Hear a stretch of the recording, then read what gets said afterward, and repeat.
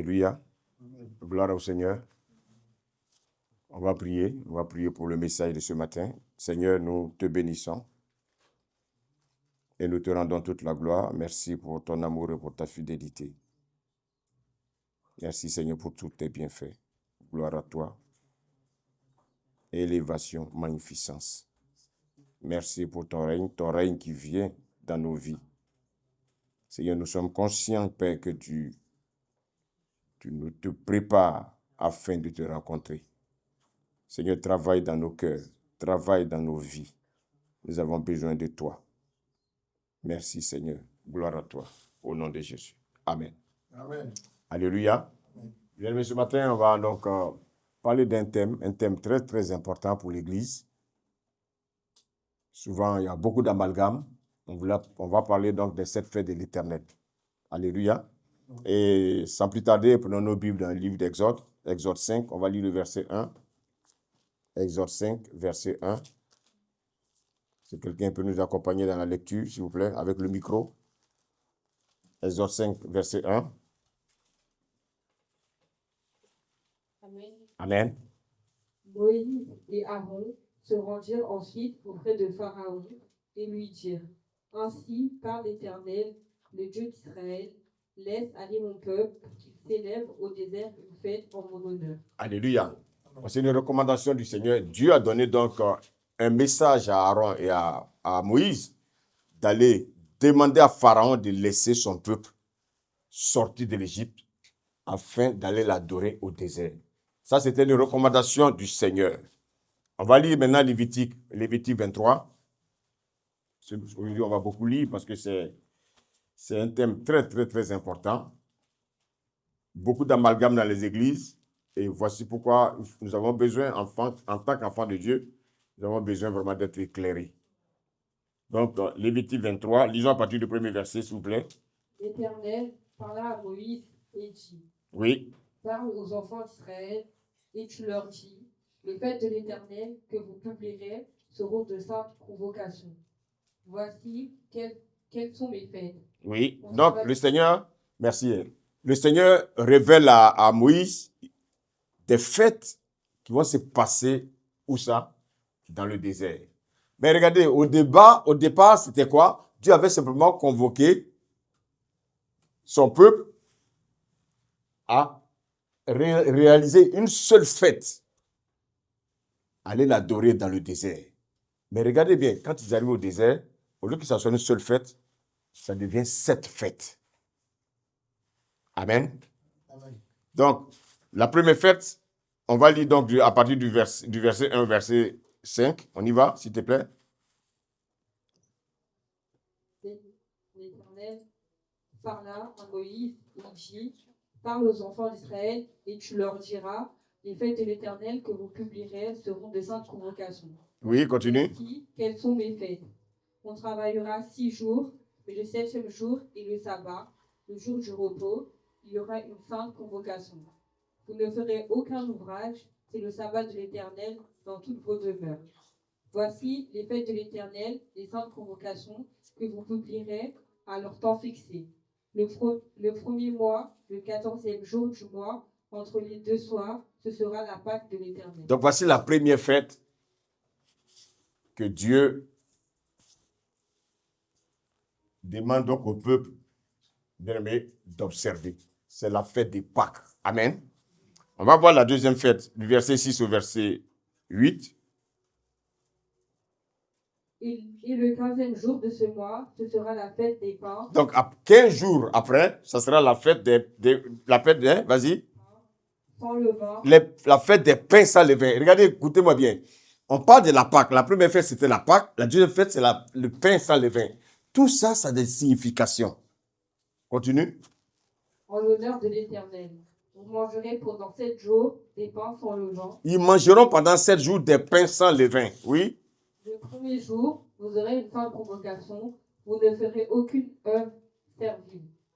Vous offrirez à l'Éternel pendant 7 jours. Vous offrirez à l'Éternel pendant 7 jours. Donc, bien aimé, c'est une fête où Dieu demande à son peuple de lui apporter des offrandes. Oui. Des sacrifices consumés par le feu. Le 7e jour, il y aura une sainte convocation. Vous ne ferez aucune œuvre servile. L'Éternel parla à Moïse et dit, parle aux enfants d'Israël et tu leur diras, quand vous serez entrés dans le pays que je vous donne. Quand vous serez entrés dans le pays que je vous donne. Donc, bien aimé, actuellement, ils ne sont pas encore entrés dans le pays. Ils sont dans le désert. Alléluia. Alléluia. Continue. Et que vous ferez la boisson, vous apporterez au sacrificateur une gerbe prémisse de votre boisson. Alléluia. On va encore continuer. Ça, c'est la fête des pains sans levain. On va passer à la troisième fête. On continue. Le verset 9 à 14.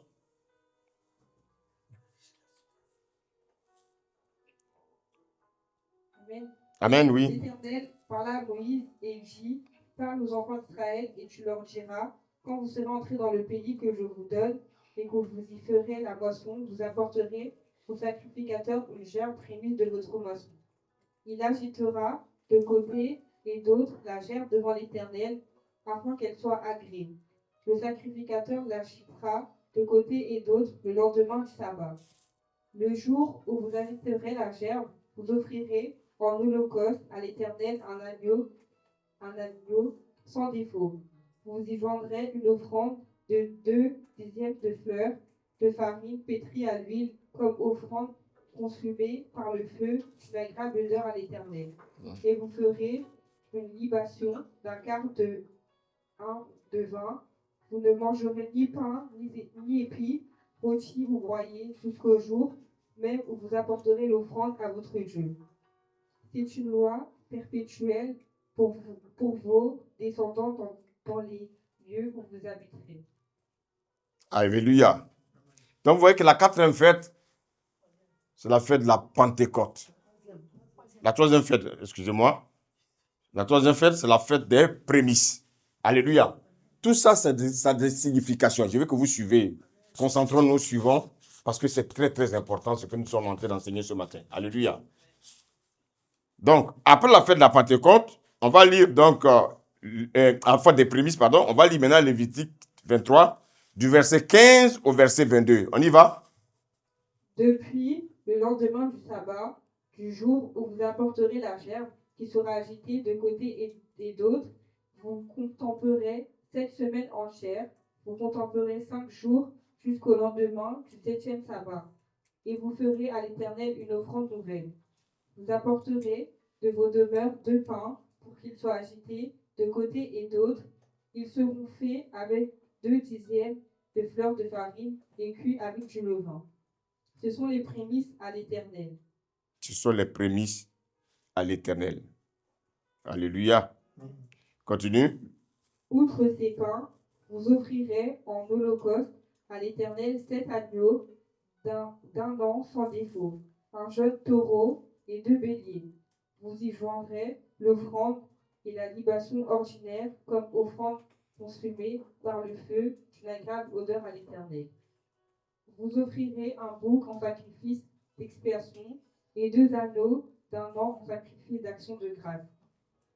Le sacrificateur agitera ses victimes de côté et d'autre devant l'Éternel, avec le pain des prémices et avec les 2 agneaux. Elles seront consacrées à l'Éternel et appartiendront au sacrificateur. Ce jour même, vous publierez la fête et vous aurez une sainte convocation. Vous ne ferez aucune œuvre servile. C'est une loi perpétuelle pour vos descendants dans tous les lieux où vous habiterez. Verset 22. Quand vous ferez la moisson dans votre pays, tu laisseras un coin de ton champ sans le moissonner, et tu ne ramasseras pas ce qui reste à glaner. Tu abandonneras cela aux pauvres et à l'étranger. Je suis l'Éternel, votre Dieu. Donc là, il s'agit de la quatrième fête. C'est la fête, on parle de la moisson. C'est la fête de la Pentecôte. Alléluia. On va parler également de la cinquième fête, à partir du verset 23 au verset 25. L'Éternel parla à Moïse et dit, parle aux enfants d'Israël et dit, le 7e mois, le premier jour du mois, vous aurez un jour de repos, publié au son des trompettes, et une sainte convocation. Oui. Vous ne ferez aucune œuvre servile et vous offrirez à l'Éternel des sacrifices consumés par le feu. Très bien. Ça, c'est la fête des trompettes. Alléluia. Alléluia. On va continuer avec le verset 26 au verset 32. L'Éternel parla à Moïse et dit, le 10e jour de ce 7e mois, ce sera le jour des expiations. Vous aurez une sainte convocation. Vous humilierez vos âmes et vous offrirez à l'Éternel des sacrifices consumés par le feu.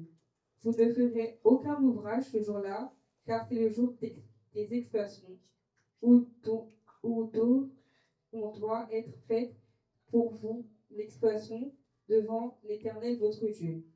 Toute personne qui ne s'humiliera pas ce jour-là sera retranchée de son peuple. Toute personne qui fera ce jour-là un ouvrage quelconque, je le détruirai du milieu de son peuple. Vous ne ferez aucun ouvrage. C'est une loi perpétuelle pour vos descendants dans tous les lieux où vous habiterez. Ce sera pour vous un sabbat, un jour de repos, et vous humilierez vos âmes dès le soir du 9e jour jusqu'au soir suivant. Vous célébrez votre sabbat. Ça, c'est la fête des expiations. On va voir la dernière fête à partir du verset 33 au verset 44. Amen. La 6e fête, pardon. On va maintenant voir la 7e fête. L'Éternel parla à Moïse et dit, parle aux enfants d'Israël. La 5e, c'est la fête d'expiation. On passe à la 6e. Là. On vient de parler de quelle fête là? On a parlé de la fête d'expiation. Oui.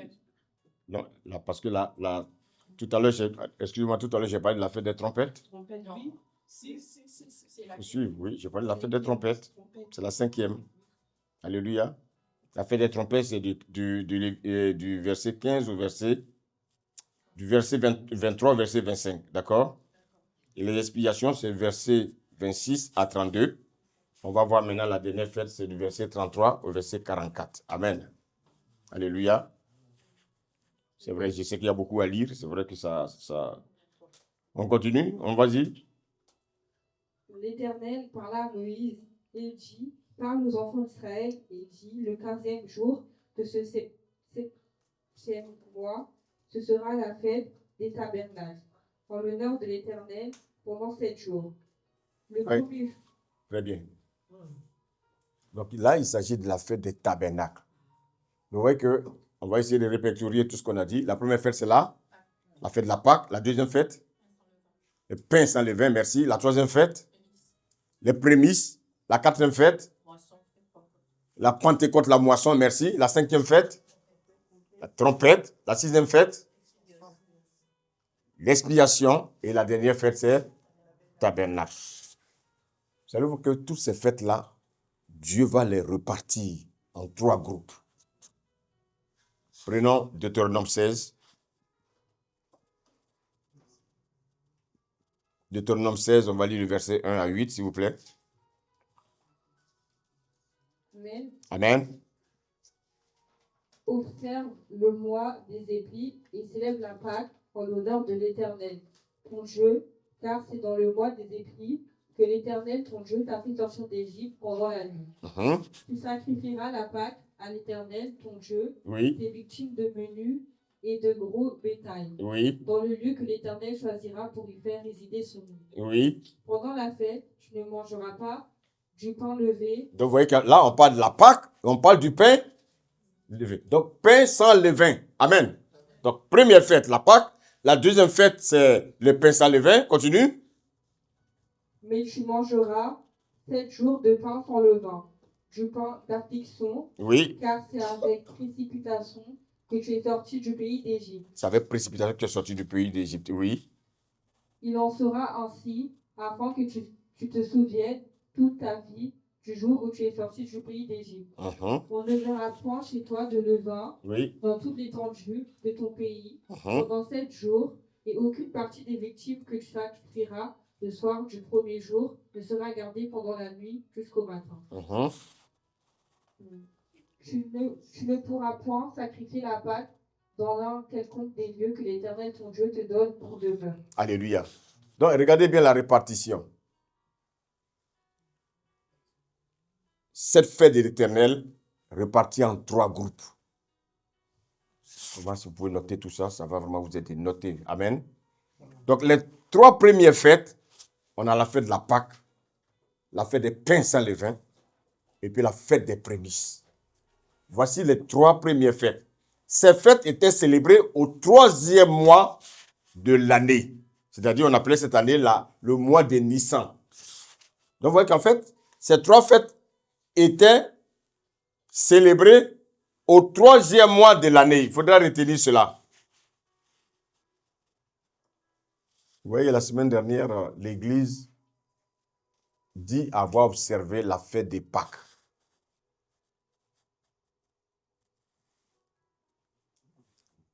Je peux dire que nous sommes vraiment dans une confusion totale.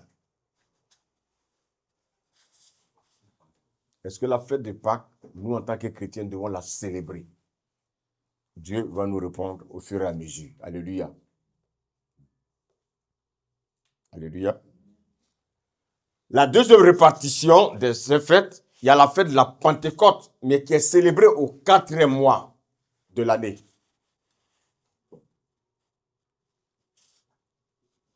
C'est l'unique fête que le peuple est censé célébrer. Maintenant, après la fête de la Pentecôte, il y a également ces 3 autres fêtes. La fête des trompettes, la fête des expiations et la fête des tabernacles. En fait, ces 3 fêtes-là clôturaient l'année. Non seulement elles clôturaient l'année, mais elles préparaient aussi le début de l'année prochaine. Maintenant, vous savez, Dieu n'est pas un Dieu de hasard. Si vous lisez en profondeur le livre de Lévitique 23, vous allez voir que Dieu avait ordonné les choses. C'est cette fête-là. Pour pouvoir les célébrer, il y a des éléments constitutifs qu'il fallait pour que ces fêtes-là soient célébrées. Mais aujourd'hui, nous, l'Église, nous célébrons cette fête-là. Mais est-ce que nous avons ces éléments que le peuple d'Israël, que Dieu avait recommandé au peuple d'Israël en son temps? Il y a beaucoup de mélanges et voici pourquoi il est vraiment important que les enfants de Dieu soient élucidés, soient éclairés pour ne pas, bien aimés, que nous nous comportons comme les gens qui se comportaient dans le judaïsme. Nous, on n'a plus besoin d'être judaïsés. Nous sommes l'Église. Nous sommes la fiancée de Christ. Et toutes ces fêtes-là, c'était, bien aimé, c'était la préfiguration de quelqu'un qui devait venir. Mais aujourd'hui, il y a une confusion totale. Voici pourquoi Dieu vraiment nous pousse à vous enseigner ces choses parce que si vous comprenez ces choses, vous êtes vraiment bénis. Alléluia. Il y a même des églises qui fêtent même les 7 fêtes de l'Éternel. Est-ce que c'est l'ignorance? Est-ce que parce qu'il veut judaïser? Vraiment, c'est une question qu'on se pose. Vous savez, le Seigneur a dit tout à l'heure, quand on est dans la lecture, il a dit, ces fêtes-là, vous allez les réaliser lorsque vous allez arriver dans le pays que je vous ai donné. Or, ce pays-là, c'était Canaan. Ils n'étaient pas encore arrivés à Canaan. Mais c'est à Canaan que toutes ces fêtes-là devaient être célébrées. Est-ce que quelqu'un me suit ce matin? Vous voyez donc, d'une seule fête que Dieu avait recommandée à Israël, quand ils sont arrivés dans le désert, au lieu qu'ils soient une seule fête, c'est devenu 7 fêtes. Maintenant, Dieu leur dit, ces fêtes-là, vous allez les célébrer lorsque vous allez rentrer dans le pays que je vous offre. Est-ce que quelqu'un me suit ce matin? Et donc, la première information, il fallait que le peuple rentre à Canaan. Est-ce que vous savez l'activité du peuple d'Israël? Est-ce que vous connaissez leur activité? Ils étaient quoi? En majorité, c'était des agriculteurs. Ils pratiquaient l'agriculture. Alléluia. Donc, il fallait qu'ils aient un champ. Il fallait qu'ils aient de la terre. Il fallait qu'il y ait des pluies. Et Dieu avait donné à Israël 2 pluies. Une pluie qu'on appelait la pluie de la première saison et la pluie de l'arrière-saison. Donc, bien aimé, il y avait 4 saisons. La 4e information avait 4 saisons. La 5e information, ce sont les récoltes. Parce qu'on parle de la moisson. Pour qu'il y ait une récolte, il faut qu'il y ait des moissonneurs. Et pour que, bien aimé, pour que le peuple puisse aller offrir des sacrifices à Dieu, il fallait, bien aimé, qu'il y ait un temple. Voici des éléments. Et pour qu'on puisse offrir des sacrifices, il fallait aussi qu'il y ait des sacrificateurs. J'espère que vous me suivez. Amen. Dieu avait également déterminé des jours, les sabbats, les mois, les années.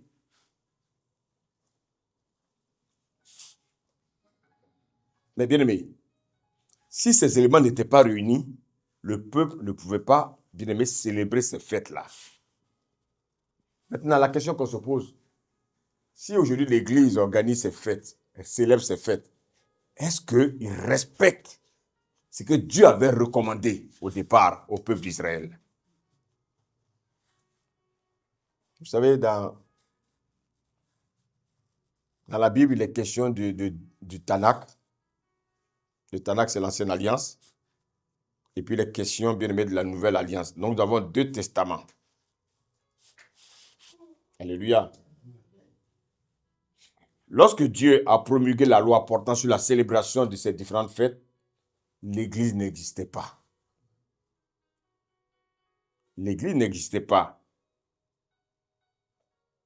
L'Église a été annoncée à quel moment? L'Église a été annoncée dans les évangiles lorsque Jésus est venu. Donc en fait, les évangiles parlent un peu de la biographie de Jésus. Sa naissance, sa vie terrestre, les enseignements qu'il allait donner, sa mort. Et avant de parler de la Pâque, je voulais qu'on résume un peu toutes ces fêtes que j'ai citées. Donc, on va essayer de les reprendre ensemble. Donc, la première fête, c'est la fête de la Pâque. La deuxième fête, c'est la fête de pain sans levain. La troisième fête, c'est la fête des prémices.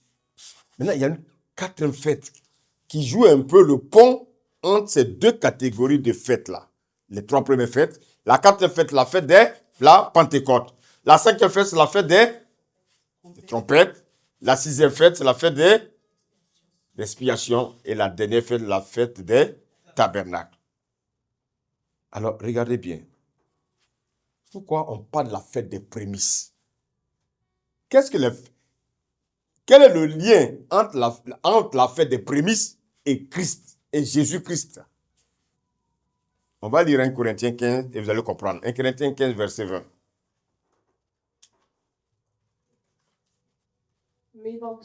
Mais maintenant, Christ est ressuscité des morts. Christ est ressuscité des morts, oui. Il est les prémices de ceux qui sont morts. Donc en fait, la fête des prémices concerne qui? Christ.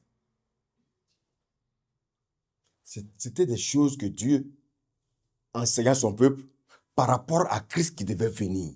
Donc en fait, quand on parle des prémices, il s'agit de quoi? De celui qui allait ressusciter d'entre les morts. Le premier qui allait ressusciter d'entre les morts. Et le premier qui a ressuscité d'entre les morts s'appelle Christ.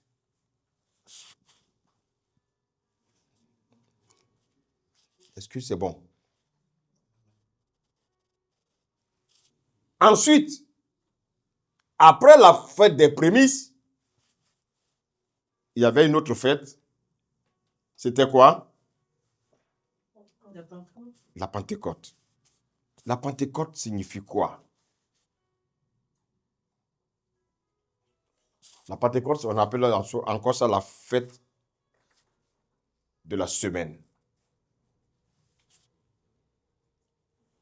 La fête de la Pentecôte, c'est l'unique fête où Dieu a agréé le pain. Alléluia. Le pain sans levain. Donc en fait, la fête de la Pentecôte parle de qui? La fête de la Pentecôte parle de Jésus étant celui-là qui est venu nous donner le Saint-Esprit. Il a dit, je prierai le Père, afin qu'il vous envoie qui? Le Saint-Esprit. La fête des trompettes signifie quoi? Vous savez, en Israël, il y avait deux types de trompettes. La trompette avec éclat, ça c'était pour le départ. Chaque fois qu'il campait dans un lieu, chaque fois qu'il devait reprendre le départ, il y avait une trompette qui sonnait. C'est la trompette avec éclat. Et la trompette sans éclat, c'était pour rassembler le peuple. Donc la fête des trompettes, c'était pour rassembler. Soit on rassemblait le peuple, soit on annonçait le départ du peuple. Alléluia. Amen. À votre avis, la question que je vais vous poser, à quel moment la trompette avec éclat, c'est-à-dire la trompette concernant le départ va sonner? À votre avis, c'est lorsque toute l'Église, nous allons tous atteindre la statue parfaite de Christ. Ça veut dire que l'Église est prête. Aujourd'hui, la trompette qui sonne, c'est cette trompette qui est sans éclat. Elle continue à nous réunir. Alléluia. Amen. Vous voyez, voici des raisons pour lesquelles nous ne pouvons pas célébrer. Voici les raisons pour lesquelles nous ne pouvons pas célébrer la fête, les différentes fêtes là. Parce que c'est des fêtes qui ne nous concernent pas. Après la fête des expiations, il y a, bien aimé, après la fête des trompettes, il y a ce qu'on appelle la fête des expiations. Expier, ça veut dire quoi, à votre avis? C'est quoi expier? Expier, c'est ôter. Jésus est venu ôter nos péchés. Donc, quand on parle de la fête d'expiation, ça concerne Jésus. C'est Jésus qui est venu ôter nos péchés.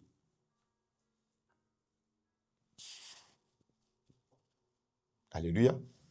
Le péché étant la nature adamique, Jésus est venu. C'est lui qui a expié nos péchés. Voici qu'on parle de la fête des expiations. Donc, la fête d'expiation parle de la personne de Jésus. Il a éliminé tous nos péchés avec les conséquences. Voici pourquoi bien la Bible parle d'une victime expiatoire. Jésus, c'est celui-là qui est venu expier nos péchés. Et puis, on a la fête des tabernacles. Alléluia. Alléluia. En fait, quand on parle du tabernacle, c'est l'image d'un sanctuaire. Aujourd'hui, le Saint-Esprit habite en qui? Donc, en fait, c'est une manière de dire que Jésus, qui est la fête des tabernacles, il allait venir tabernacler en nous. C'est-à-dire, il allait venir habiter en nous. Amen. Quand vous entendez le tabernacle n'est que l'image d'une habitation. Voici quoi, quand on accepte Jésus-Christ, qu'est-ce qu'on constate? Jésus, le Saint-Esprit vient habiter en nous. C'est pour ça qu'on parle du tabernacle. Donc la fête des tabernacles n'était qu'à l'image de Christ par le Saint-Esprit qui venait habiter en l'homme. Alléluia. Amen. Maintenant, on va lire Galates 4, versets 10 à 11. Et regardez bien ce que le Seigneur nous dit.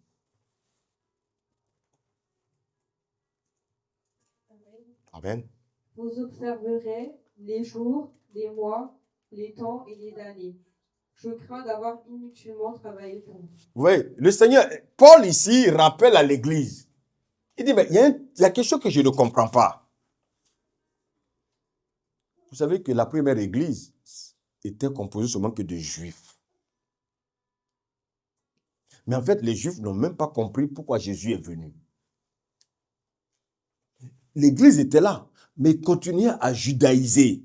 Ils continuaient encore à pratiquer, bien aimé, ce que Dieu leur avait recommandé lorsqu'ils étaient, bien aimés, lorsqu'ils étaient des Juifs uniquement. Enfin, le peuple qui est sorti de l'Égypte. Non, mais l'Église, ce n'est pas Israël. L'Église est peut-être sortie du peuple d'Israël. Alléluia.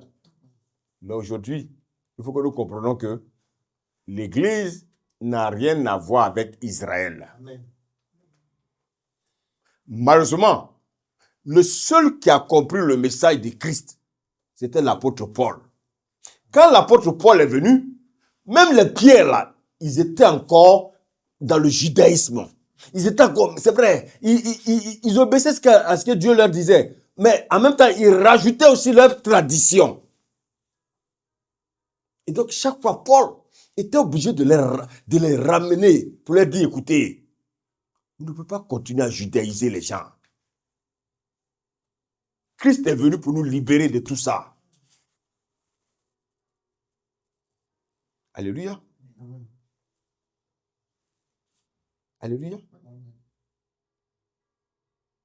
Voici pourquoi, même cette fête éternelle-là, elles ont un rapport par rapport... en fait, quelle est la signification par rapport à l'Église? Regardez, je prends par exemple l'exemple de la fête de la Pâque. Alléluia. Par exemple, je donne un exemple. En Jésus, j'ai été délivré. En Jésus, j'ai été libéré. En Jésus, il n'y a plus de condamnation pour moi.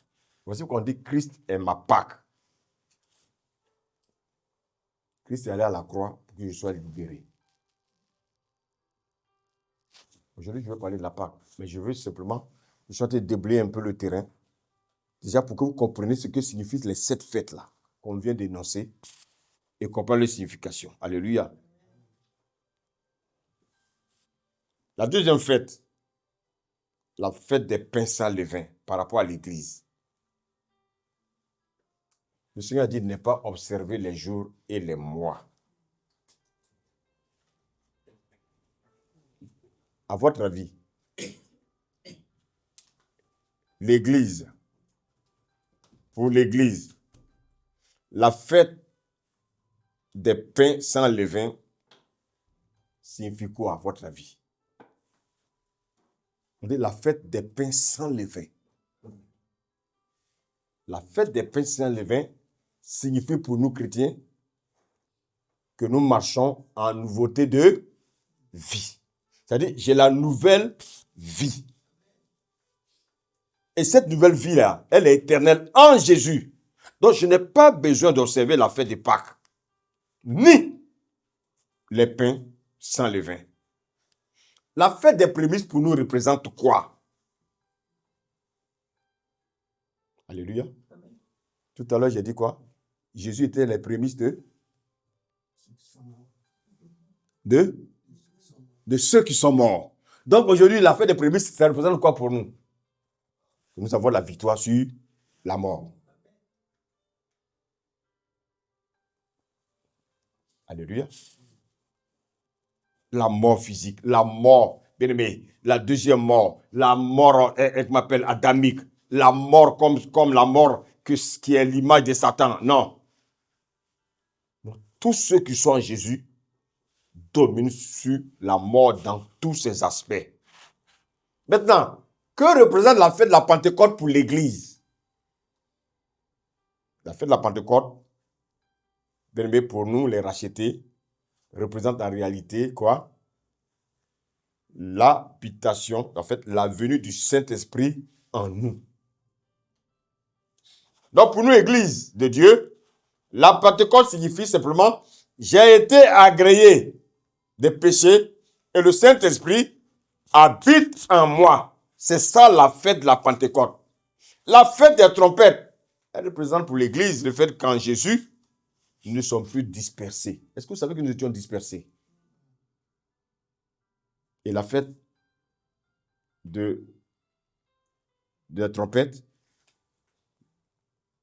c'est la fête qui nous permet, bien aimés de nous, pour l'Église, cette fête est à l'image du fait que nous qui étions dispersés en Adam, aujourd'hui nous sommes réunis en Christ. Amen.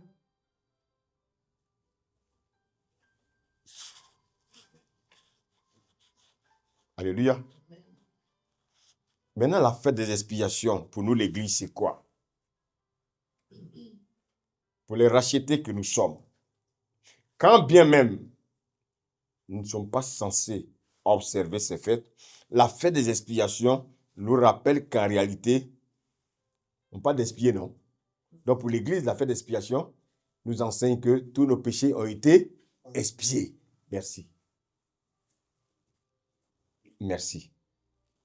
Donc, tous nos péchés ont été effacés. Les péchés adamiques, les péchés des liens de nos familles. Voici pourquoi un chrétien, bien-aimé, ne peut pas dire qu'il a encore des liens de famille.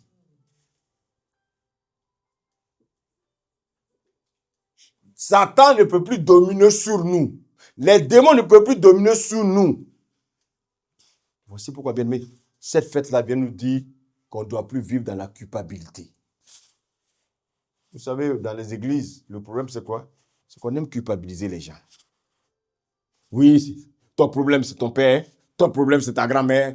Non frère, écoutez, en Christ, toutes ces personnes-là, même si elles sont dans des pratiques, elles ne peuvent plus nous atteindre.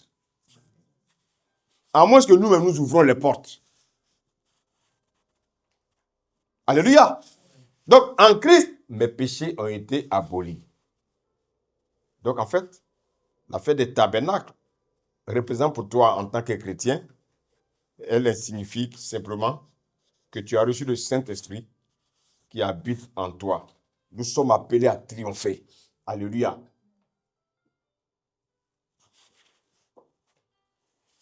Vous voyez qu'en fait, tout ce que je viens de dire, à quoi on peut s'identifier aux 7 fêtes de l'Éternel?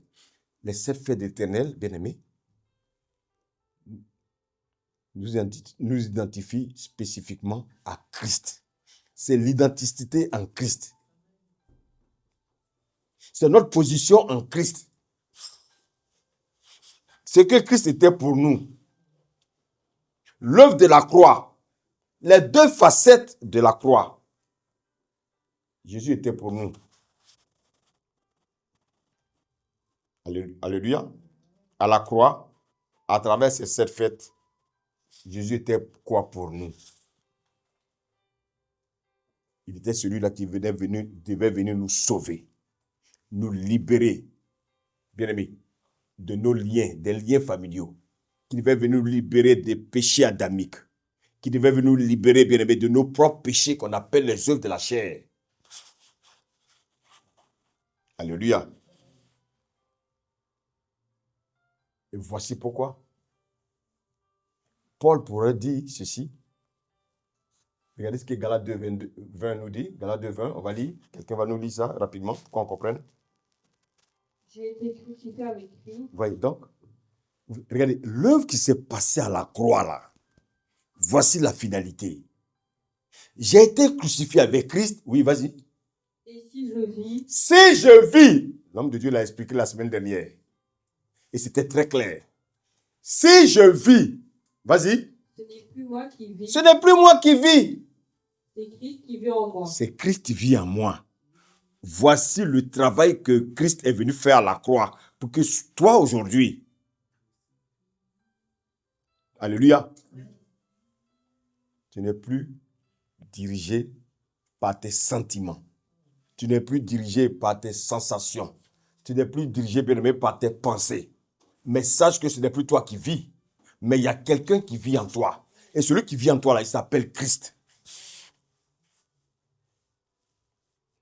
Alléluia. Nous allons parler de la Pâque. Maintenant que nous avons compris quel était le rôle de ces 7 fêtes-là, ces 7 fêtes-là étaient simplement identifiées à une personne qu'on appelle Christ. Nous avons compris pourquoi on parlait de la fête des prémices. Christ était celui-là qui est ressuscité, le premier de ressusciter entre les morts. Pourquoi le pain sans levain? C'est celui-là qui était sans péché. Alléluia. Pourquoi on parle de la Pentecôte? On parle de la Pentecôte parce que, bien aimé, c'est lui qui est venu habiter en nous par le Saint-Esprit. On a parlé également de la fête des trompettes. Pourquoi la fête des trompettes? Parce que nous étions dispersés. Alléluia. Et quand nous avons rencontré Christ, Christ nous a réunis. On a parlé également de la fête des expiations. On a dit que c'est Christ qui est venu expier nos péchés. Donc aujourd'hui, il a effacé non seulement les péchés qui nous condamnaient, les péchés adamiques, nos propres péchés, la domination de Satan sur nous, et puis tous les liens de nos parents qui dominaient sur nous. Chrétien, je vais te donner une très bonne nouvelle. Si quelqu'un vient te dire que les pratiques de tes parents agissent encore sur toi, il faut fuir cette personne, parce que cette personne n'a rien compris par rapport à l'œuvre achevée. Quand on parle de l'œuvre achevée, on veut parler de l'œuvre qui a été accomplie à la croix. Est-ce que jusqu'à présent ça va? Si ça ne va pas, on lève le doigt. Amen. On est là vraiment, on n'est pas là pour courir, on est là pour que les gens comprennent pourquoi le Seigneur nous a sauvés. Amen. Amen. Donc, les 7 fêtes de l'Éternel parlaient de Christ. C'était une préfiguration de Christ qui devait venir. Alléluia. La Pâque, ça dit quoi? Christ devait être notre délivrance. C'est lui qui devait nous délivrer. Il est notre délivrance. Alléluia. La fête des pains sans levain, c'est lui qui était l'homme sans défaut qui est venu nous sauver. Parce que pour qu'on puisse être racheté, il fallait bien aimer quelqu'un qui soit sans péché. Donc, pas de pain sans levain. Il était le pain sans péché. Il était l'homme sans péché. Alléluia. On a parlé bien aimé de la fête des...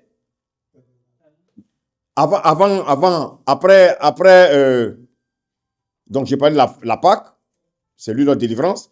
J'ai parlé donc des prémices, c'est lui, non, des pains sans levain. Il était sans péché, il était sans défaut. Alléluia. La troisième chose, c'est la fête des prémices. Il est le premier qui est ressuscité d'entre les morts. Alléluia. Donc, si je vis, ce n'est plus moi qui vis, c'est Christ qui vit en moi. Si Christ vit en moi, donc bien aimé, je ne peux plus mourir. Est-ce que vous me suivez? Amen. La quatrième fête, c'est la fête de la Pentecôte. L'Esprit qui est venu habiter en moi, il m'a agréé. Et donc, il est venu habiter en moi. Je suis né de nouveau. Il est venu habiter en moi. Alléluia. Après ça, il y a l'autre fête, j'ai dit, la fête des trompettes. Nous étions dispersés. Regardez, chacun suivait son Dieu. Amen. Dans toutes les régions, chacun avait son Dieu. Mais Christ, au son de sa trompette, il nous a tous réunis. Amen. Et la prochaine trompette, ce sera la trompette de l'enlèvement. Voici pourquoi, bien aimé, aujourd'hui, il continue de réunir ses enfants. Le Seigneur ne nous a pas demandé de faire des fêtes pour ça. Alléluia. Il y avait aussi la fête des expiations. J'ai dit que c'était Christ qui est venu expier nos péchés. C'est lui qui est venu ôter nos péchés. En ôtant nos péchés, nous étions libres du péché. Et j'ai parlé de la dernière fête, la fête des tabernacles. Le Seigneur a demandé à Moïse de lui construire un sanctuaire. Mais ce sanctuaire-là, c'était pour que Dieu vienne habiter en lui. Alléluia. Donc le tabernacle, aujourd'hui, tu deviens l'habitation de Dieu. Allô, est-ce que je me fais suivre ce matin? Amen. Maintenant,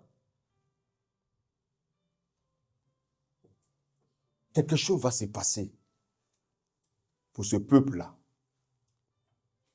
Regardez. Dieu a dit à Moïse et à Aaron d'aller demander à Pharaon de les libérer pour qu'ils sortent de l'Égypte. Est-ce que Pharaon les a laissés?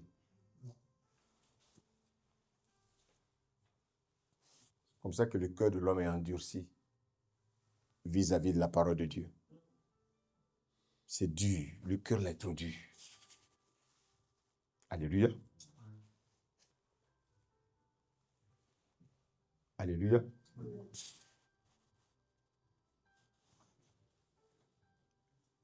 Nous allons aller pas à pas pour comprendre ce que signifie la fête de la Pâque. C'est quoi la Pâque? Aujourd'hui, la Pâque, là, qu'est-ce que ça représente pour nous en tant que chrétiens? Qu'est-ce que nous devons comprendre au travers de la Pâque?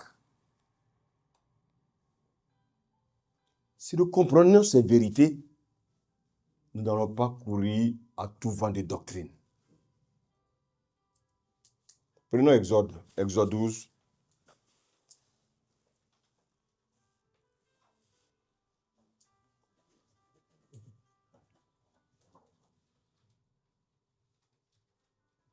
Exode 12, Amen. à partir du premier verset, verset 13. Nous allons voir ce que je voulais qu'on comprenne. Je voulais qu'on voie les recommandations de Dieu.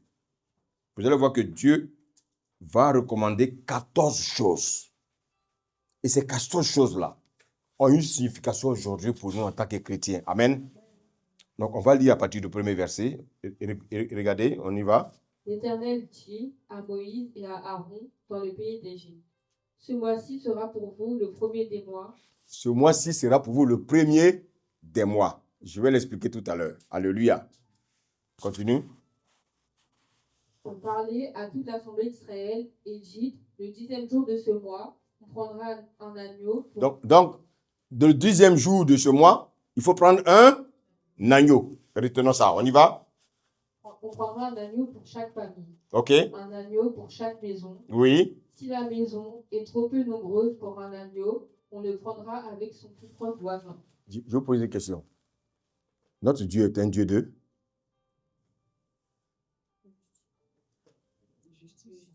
Certes, mais reprends ce que tu viens de dire. Est-ce qu'il a dit un agneau pour chacun? Il a dit quoi? Un agneau pour chaque maison et mais si les voisins n'ont rien, qu'est-ce qu'on fait? Donc notre Dieu est un Dieu de?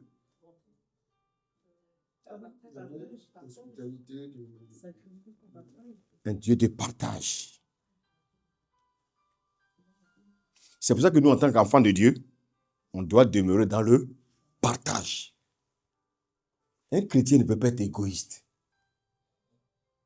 Parce que dès le commencement, Dieu aurait pu dire à chacun de venir avec, bien aimé, un agneau. Donc, bien aimé, ce que j'ai, non seulement je ne me limite pas à moi, mais je me limite, je l'étends non seulement à ma famille, à mes enfants, à ma famille, mais je peux également l'étendre où? Chez les voisins.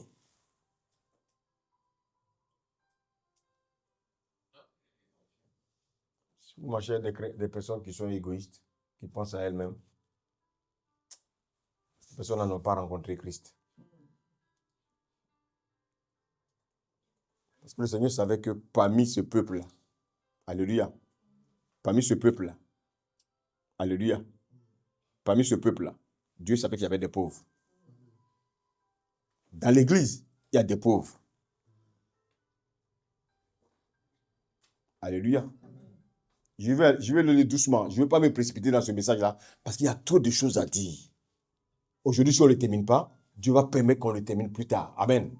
Mais je veux que vous compreniez. Je vais aller pas à pas. Le Seigneur a demandé de prendre un agneau. Il n'a pas dit 2 agneaux. Un agneau. Même quelle que soit la grandeur, la taille de cet agneau, Dieu demande de le partager, non seulement à la famille. Et si vous avez des voisins à côté qui n'ont pas grand chose, de les partager avec les voisins. Et regardez ce monde-là, comment ce monde-là nous a rendus égoïstes. Et nous voulons marcher selon les voies de ce monde, au lieu de marcher selon les voies de Dieu. Alors, vous savez, n'ayons pas ce cœur-là. Dieu veut que nous ayons un cœur de partage.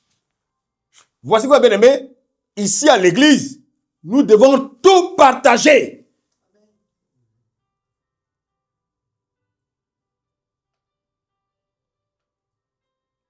Alléluia.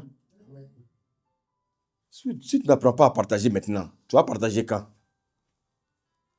Si toi, ce que tu gagnes, c'est seulement pour toi et tes enfants, ça veut dire quoi? Ça veut dire que le jour où tu auras un problème, tes voisins aussi ne vont pas te regarder. Dieu nous apprend à vivre en communauté.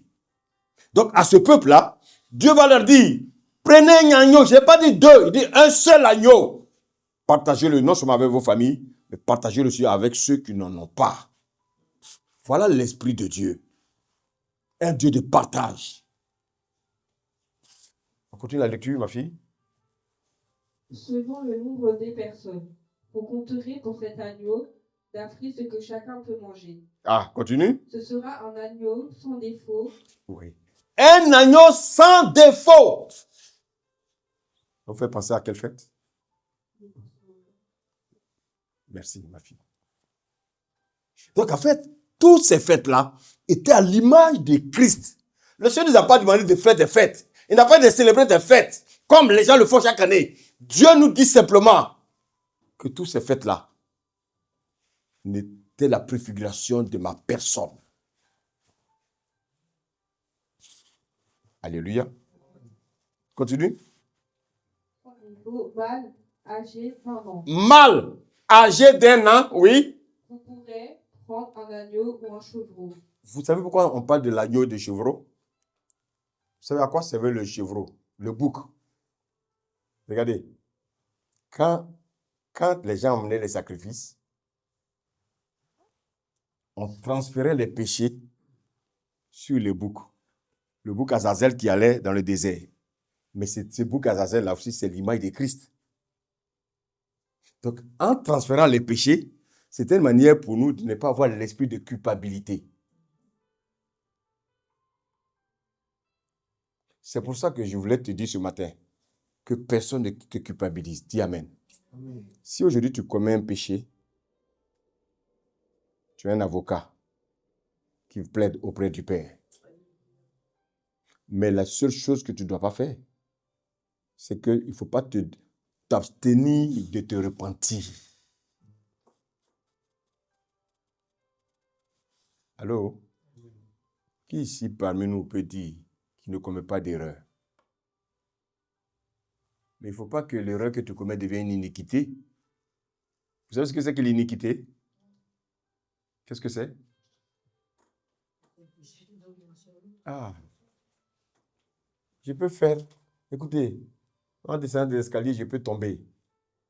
Mais je ne dois pas rester couché. Je dois me relever. C'est ce qui peut arriver à un chrétien. Amen. Mais il ne faut pas que ce péché devienne un jeu pour toi. C'est-à-dire que si ça devient un jeu pour toi, c'est-à-dire qu'en fait, en réalité, tu n'as jamais été converti. Parce qu'en fait, si tu continues à pécher, c'est qu'en fait, tu n'as pas la nature de Christ. Je ne sais pas si je me fais comprendre. Amen. Le chien, il aboie. Le lion, il fait quoi? Il rugit. Donc, un chien ne rugit pas. Un chien, il aboie. Le lion rugit. Donc, un chrétien, il doit marcher comme Christ. Alléluia. On continue la lecture. Vous le garderez jusqu'au 14e jour. Vous le garderez jusqu'au 14e jour. Pourquoi 14e jour? Ça, on va l'expliquer. Continue. De ce mois. Oui. Et toute l'assemblée d'Israël l'immolera entre les 2 soirs. Pourquoi on parle d'entre les 2 soirs? Pourquoi pas entre 3 soirs? Pourquoi entre 2 soirs? Ça aussi, ça signifie quelque chose. Amen. On continue. On prendra de son sang. On prendra son sang. Et on en mettra sur les 2 poteaux. Pourquoi pas 4 poteaux? Pourquoi 2 poteaux? Allô? Ça aussi, on va l'expliquer. Continue. Et sur le linteau de la porte des maisons. Oui. Où on le mangera. Continue. Cette même nuit, on en mangera la chair rôtie au feu. La chair rôtie au feu. Oui. On la mangera avec des pains sans levain. On la mangera avec des pains sans levain. Oui. Et des herbes amères. Et des herbes amères. Oui. Vous ne la mangerez point à demi-cuit. Ce repas-là, on ne le mange pas à demi-cuit. Continue, ma fille. Et bouilli dans l'eau. On ne le mange pas bouilli dans l'eau.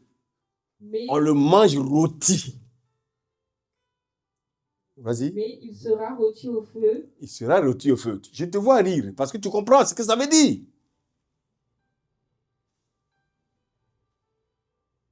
Allô? Quand le Seigneur nous parle là, il sait de quoi il nous parle. Tout à l'heure, on a écouté l'exhortation. Mais c'est bien.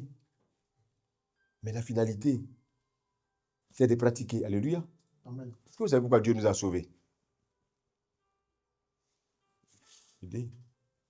C'est par la foi que nous sommes sauvés au moyen de... C'est par la grâce que nous sommes sauvés au moyen, par le moyen de La foi. Afin que quoi? Afin que nous pratiquons les bonnes œuvres. Est-ce que nous pratiquons les bonnes œuvres? Alléluia. C'est ça. Dieu t'a sauvé pas pour que tu pratiques ce que tu veux. Dieu t'a sauvé pour que tu deviennes obéissant à sa parole. Alléluia. Continue la lecture. Mais il sera rôti au feu avec la tête, les jambes et l'intérieur. Tout. Oui. Vous n'en laisserez rien jusqu'au matin. Et s'il en reste quelque chose le matin, vous le brûlerez au feu. Alléluia. Maintenant, je vais aller pas à pas. Reprends le verset 2. Ce mois-ci sera pour vous le premier des mois. Il sera pour vous le premier des mois de l'année. Merci. Le peuple d'Israël vivait en Égypte. Alléluia. Dieu envoie Moïse pour les libérer de la domination de Satan, de Pharaon sur eux. Parce qu'ils étaient esclaves de Pharaon. Ils vivaient. Ils étaient dans les liens de Pharaon, les pratiques de Pharaon, les liens familiaux. Ils étaient attachés à ces choses-là. Déjà, il y avait la domination du péché adamique sur eux. Et puis, eux-mêmes, leur propre péché. Vous avez les 4 péchés qui nous fatiguent.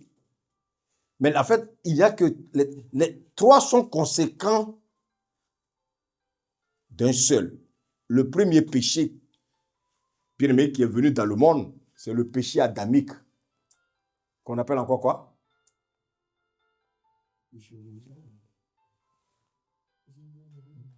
Alléluia. Et on a entendu ça ce matin. C'est quoi le péché adamique? La désobéissance. Quand vous entendez parler de péché adamique, Adam n'a pas couché avec la femme de quelqu'un. Non.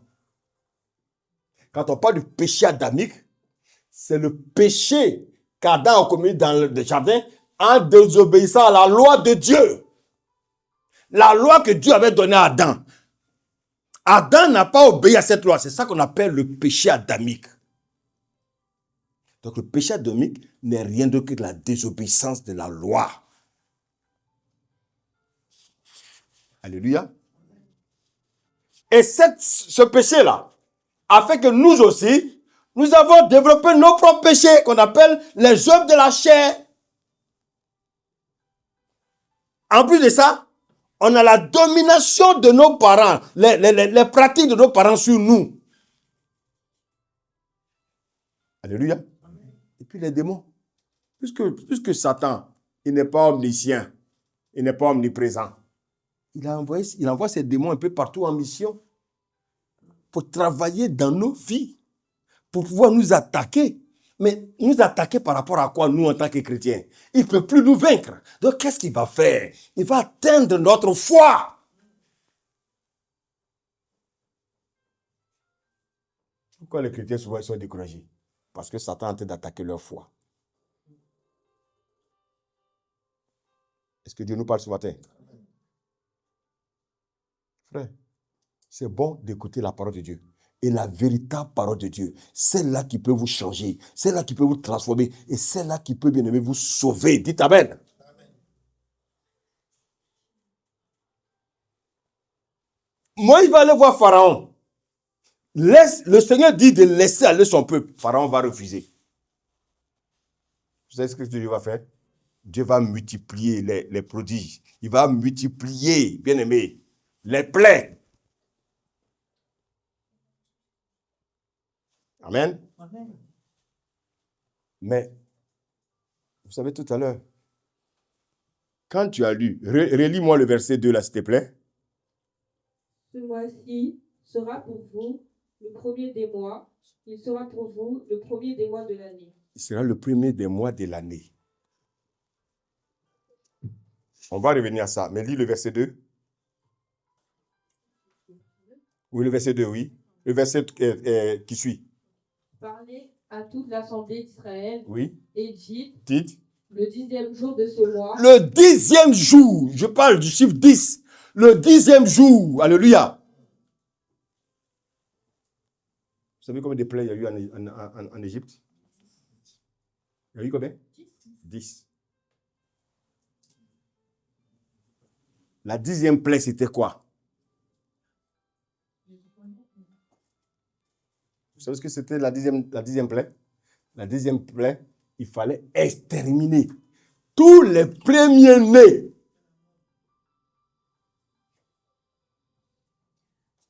Tous les premiers-nés des enfants de l'Égypte. Allô? Donc, le chiffre 10 là, ce n'est pas là en vain.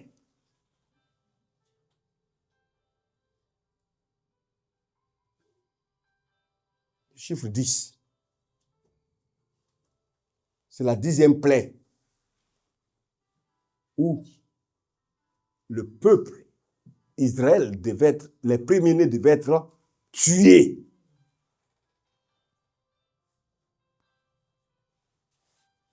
Alléluia. Mais vous savez, il y a une chose. Les esprits, ils ne reconnaissent pas les hommes par leur visage. Les esprits, ils reconnaissent l'homme par leur bien-aimé, par notre atmosphère, nos comportements.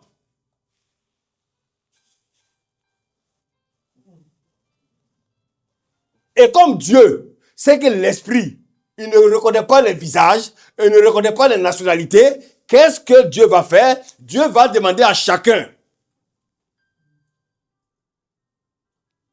Il prend un agneau.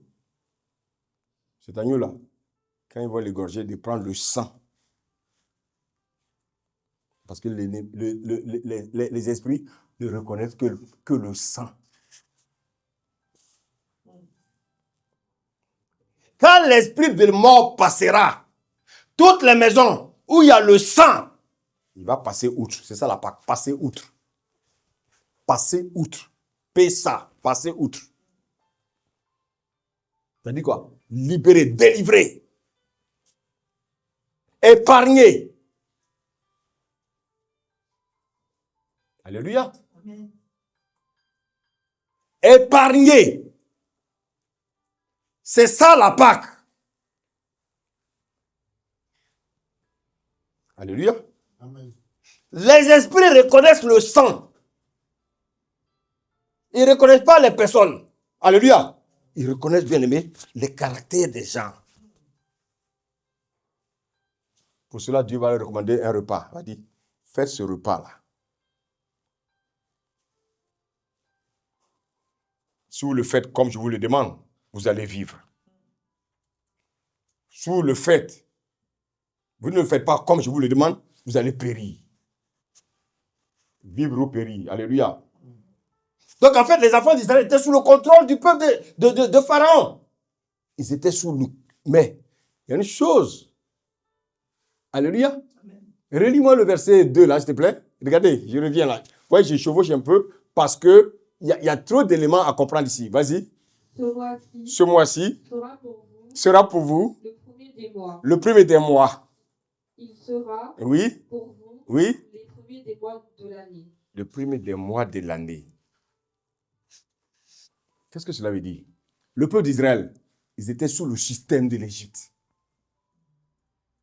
Donc, ils marchaient avec le calendrier égyptien. Ils marchaient avec des projets de l'Égypte. Alléluia. Oui. Mais avant de les libérer, qu'est-ce que Dieu va faire? Dieu va décider de changer leur calendrier. Alléluia. Amen. Mais regardez, souvent quand je regarde les chrétiens, je ris parce que, en fait, les gens n'ont même pas compris ce que ça veut dire la vie chrétienne, c'est-à-dire la vie nouvelle. Est-ce que, à votre avis, un chrétien doit fêter son anniversaire? Déjà à travers ça.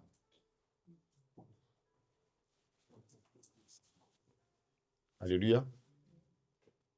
Vous savez, les chrétiens sont beaucoup charnels. Hein. Ils sont charnels, c'est-à-dire, les gens, en fait, les gens aiment tellement les choses du monde qu'ils cherchent toujours des éléments, bien aimés, pour se contredire eux-mêmes. Ils cherchent à contredire les autres, mais eux-mêmes, ils se contredisent. Alléluia. Les gens ne savent pas que quand tu donnes ta vie au Seigneur Jésus, il chante ta date de naissance.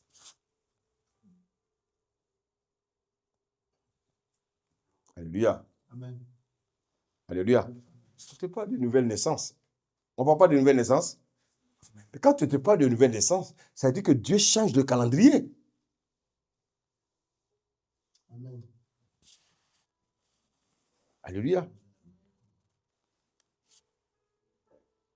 Je vous pose la question. Nous sommes nés où là? Nous. Quel est notre lieu de naissance? Où est-ce que nous avons acquis notre nouvelle naissance? Quel était notre lieu de maternité? Quel est le lieu de maternité? Où est-ce que nous sommes nés?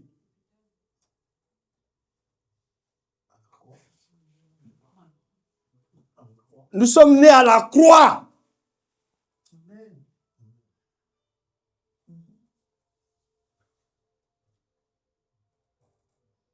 L'âge que j'ai eu quand je suis sorti du ventre de ma mère n'est plus mon âge depuis que j'ai connu Christ. C'est pour ça que, bien aimé, moi, je ne fête pas d'anniversaire.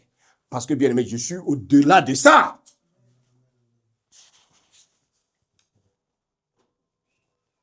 Écoutez-moi bien. Le mois où tu as accepté Christ est ton premier mois dans le monde spirituel.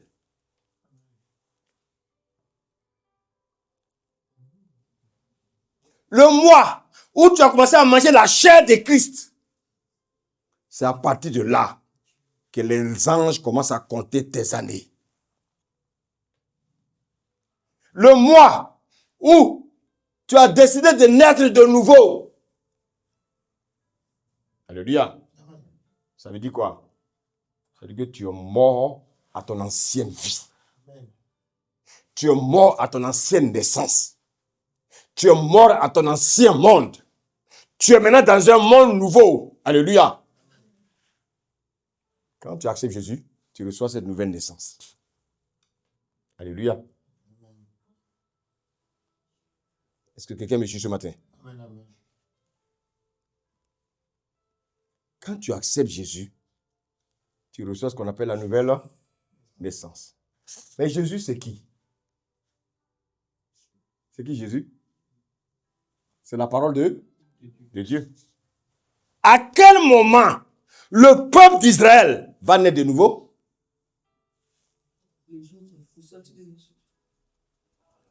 Je reprends. Jésus, c'est quoi? La parole de Dieu. Donc, depuis quand je suis né de nouveau? Quand j'ai accepté la parole de Dieu. À quel moment le peuple d'Israël ici va naître de nouveau? Est-ce qu'on peut acclamer le Seigneur ce matin? Alléluia. Alléluia. Le peuple d'Israël va naître de nouveau. Quand? Tu vas mettre en application les recommandations que Dieu donne à Moïse.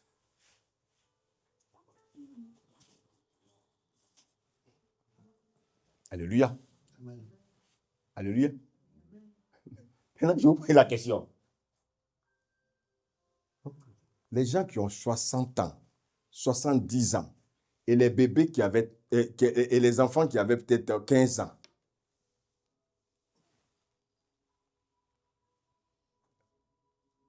quand ils ont obéi, quand ils ont pris l'agneau,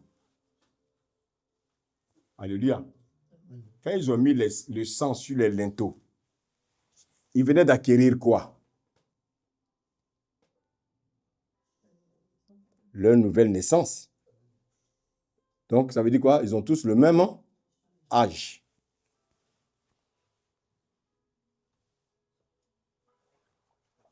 Alléluia. Notre âge spirituel n'a rien à voir avec notre âge physique. C'est pour ça que le Seigneur nous demande de ne pas observer les jours et les mois et les années. Mais les chrétiens, ils sont là. Bon anniversaire, bon anniversaire, bon anniversaire, bon anniversaire. Pourquoi? Parce qu'ils sont dans l'ignorance.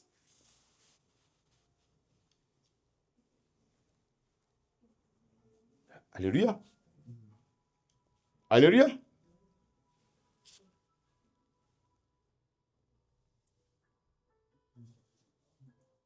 Le jour où j'ai accepté Christ, là, le même mois là, c'est dans ce mois-là que mon nouveau calendrier commence. Mes nouveaux projets avec Dieu commencent. Je ne suis plus dans le projet du monde. Je ne suis plus dans le projet des pharaons. Je ne suis plus dans le projet bien-aimé de ce monde. Mais je suis dans le projet de Dieu.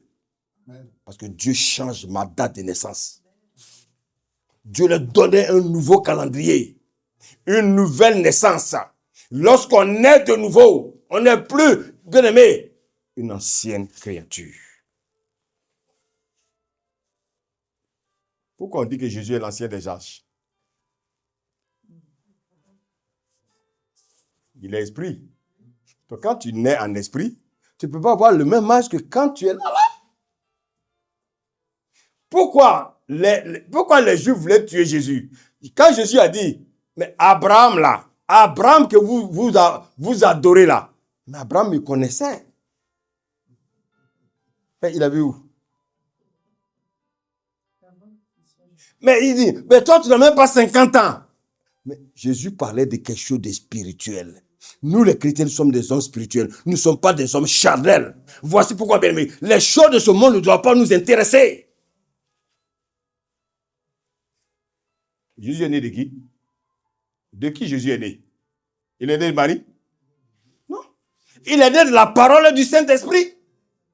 Donc toi aussi, quand tu nais de nouveau, tu nais de qui? De la parole et du Saint-Esprit. Alléluia. Alléluia.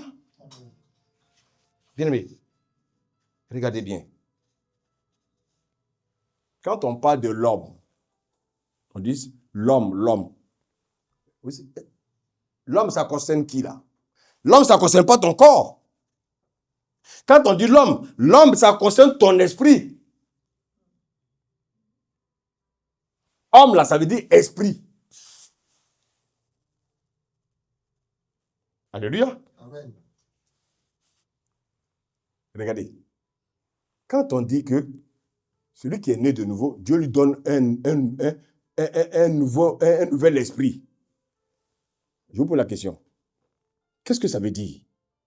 Quand on dit que quelqu'un qui est né de nouveau, il reçoit un nouvel esprit.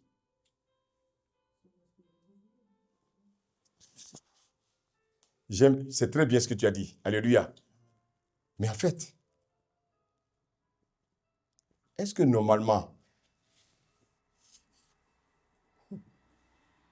est-ce que réellement c'est quelque chose de nouveau qu'il reçoit?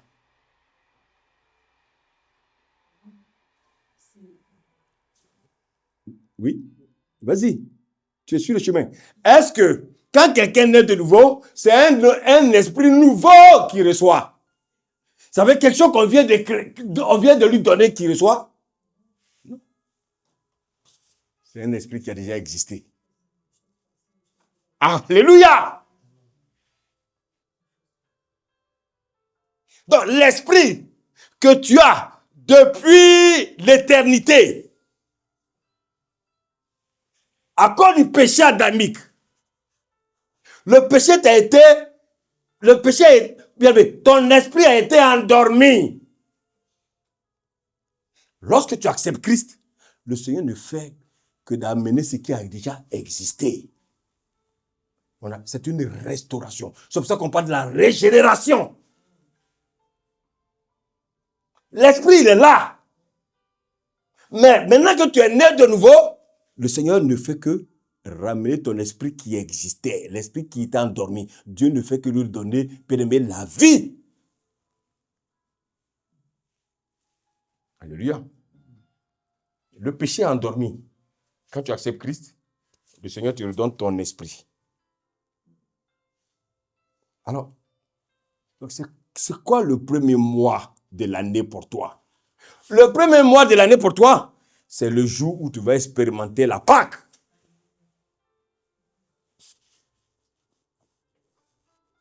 C'est le jour où tu vas expérimenter la délivrance. C'est le jour où tu vas accepter Christ. C'est le jour où tu vas abandonner ton ancienne vie. C'est ça, bien-aimé, écoute-moi ce matin. C'est le jour où tu vas expérimenter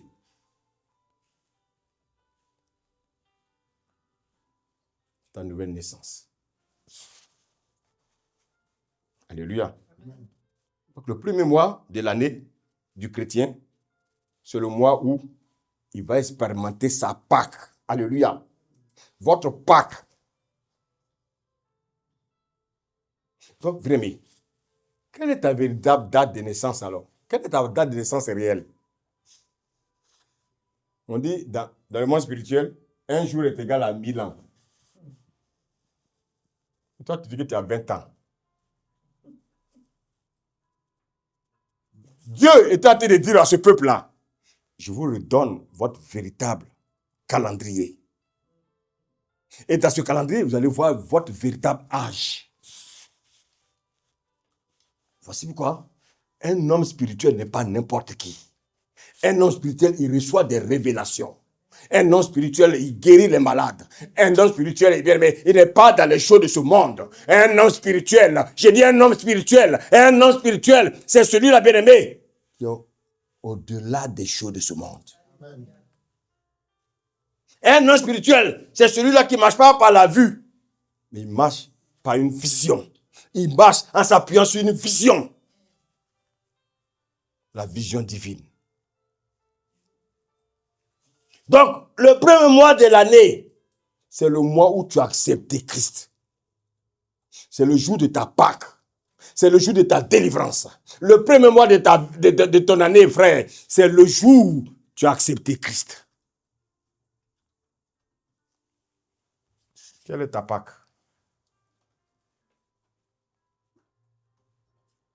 Quelle est ta Pâque? La Bible dit, Christ, notre Pâque, a été immolé. Frères et sœurs, écoutez-moi. La Pâque, ça représente quoi pour toi? Est-ce que c'est une fête que tu dois célébrer chaque année?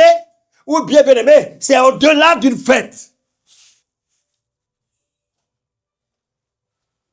Écoute-moi bien, le jour de ta Pâque, Dieu change ton projet. Ton projet égoïste, Dieu le change. Voici pourquoi, bien-aimé, Dieu t'appelle à son service. Voici, bien-aimé, ton véritable projet pour Dieu. Ce n'est pas, bien-aimé, de courir derrière les choses de ce monde, chercher à s'enrichir, avoir les choses de ce monde, mais ton vrai calendrier, le véritable calendrier. Dans ce calendrier, il y a un projet pour toi. C'est le service de Dieu.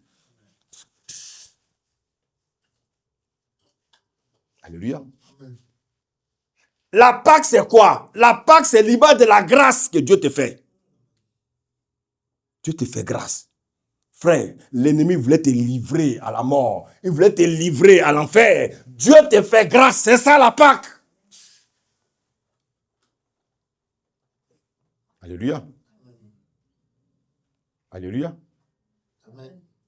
Dieu nous a délivrés pour que nous pratiquions de bonnes œuvres. Dieu va changer le calendrier de tous les enfants d'Israël. Tu peux me relire verset 3, s'il te plaît? Parlez à toute l'assemblée d'Israël Oui. et dites, le 10e jour de ce mois, on prendra un agneau pour chaque famille, un agneau pour chaque maison. Oui. Si la maison est trop peu nombreuse pour un agneau, on le prendra avec son plus proche voisin. Donc, je vais vous expliquer déjà le chiffre 10. Un agneau pour chaque famille. L'agneau. Frère.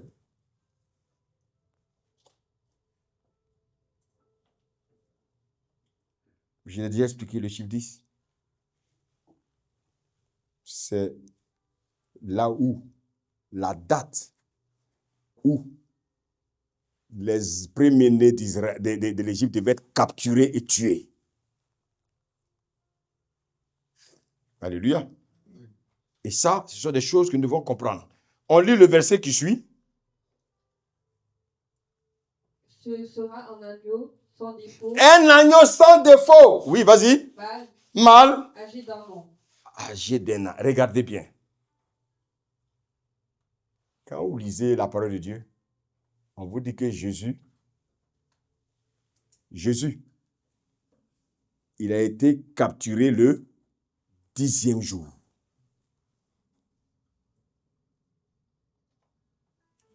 Allô?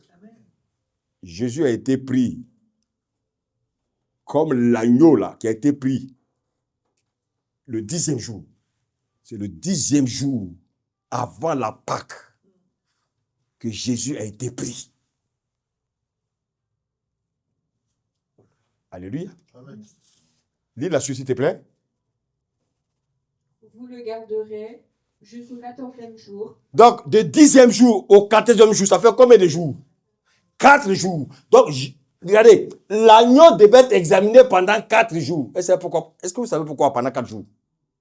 Parce qu'il fallait voir s'il était sans tache, sans défaut. Donc, les sacrificateurs devaient passer pour voir si l'agneau là était sans défaut. Est-ce que je me fais comprendre? 4 jours.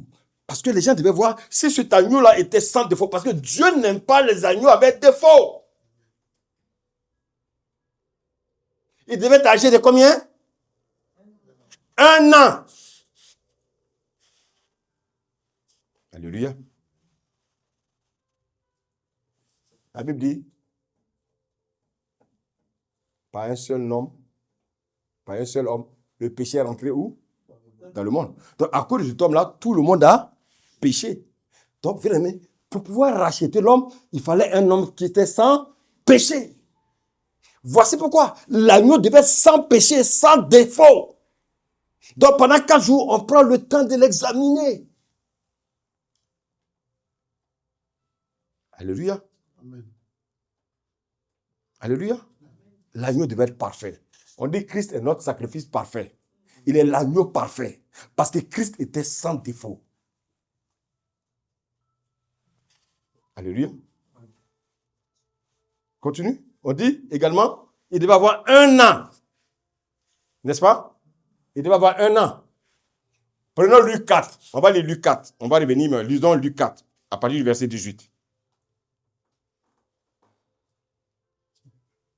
Amen. Amen. L'Esprit du Seigneur est sur moi, Oui. parce qu'il m'a oint pour annoncer une bonne nouvelle aux pauvres. Oui. Il m'a envoyé pour guérir ceux qui ont le cœur brisé, Oui. pour proclamer aux captifs la délivrance Oui. et aux aveugles le recouvrement de la vue, Oui. pour renvoyer libres les opprimés, Oui. pour publier une année de grâce du Quoi? Seigneur. Pour proclamer quoi? Publier Oui. une année de grâce. Une année de grâce.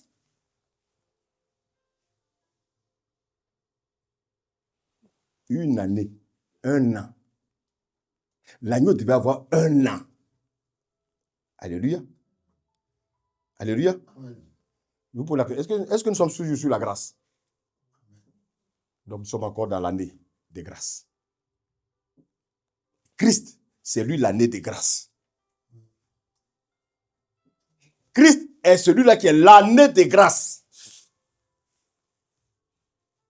Alléluia. Alléluia. L'agneau était sans défaut, âgé d'1 an. Donc Christ était l'année de grâce. Voici quoi, bien aimé, nous sommes encore dans la grâce. Mais la Bible dit que l'agneau va être examiné pendant 4 jours. Alléluia. Amen. Et on nous dit qu'il va être immolé entre les 2 soirs. Ça veut dire quoi? Jésus a été crucifié entre les 2 soirs. C'est quoi les 2 soirs là? C'est le passage d'une ancienne dispensation à une nouvelle dispensation.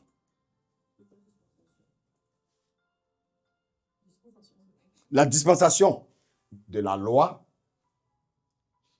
on passe à la dispensation de la grâce. On passe de l'ancienne alliance à la nouvelle alliance. La nouvelle alliance, c'est la grâce. L'ancienne alliance, c'est la loi. Entre les 2 soirs, bien aimé, donc la mort de la loi au profit de la grâce.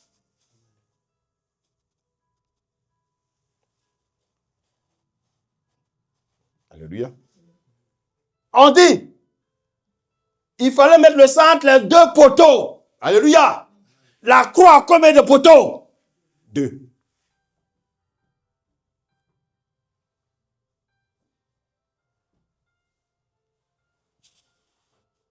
2 morceaux de bois pour faire la croix. Alors, qu'est-ce que nous devons comprendre? Alléluia. Amen. La Pâque n'est que la première, c'est la préfiguration, c'est le prototype de ce que Christ devait venir réaliser à la croix. Voici notre enseignement que nous devons enseigner aujourd'hui. Amen. Amen. On nous dit que l'animal a été examiné pendant 4 jours. On va lire rapidement Luc 23, 13, 14, 15. Rapidement, s'il vous plaît. Amen. Amen. Pilate, ayant assemblé les principaux sacrificateurs, Oui, les magistrats oui, et le peuple, oui. leur dit, Il leur dit, vous m'avez appelé cet homme oui, comme existant oui, le peuple à la révolte. oui, Incitant, le peuple à la révolte. oui. Et voici, Oui. je l'ai interrogé devant vous, Écoutez, hein, oui. et je ne l'ai trouvé coupable d'aucune des choses dont vous l'accusez. Il dit quoi? Il n'a pas trouvé quoi? Donc, il n'a trouvé aucun défaut. Comme Pilate n'a pas vu de défaut, qu'est-ce qu'il va faire? Continue. Continue la lecture, la même. Oui. Hérode non plus, car il nous l'a envoyé. Donc, Pilate n'a pas vu de défaut. Et puis qui encore? Hérode n'a pas vu de défaut. Alléluia. Allons maintenant dans Jean 18. À partir du verset 12.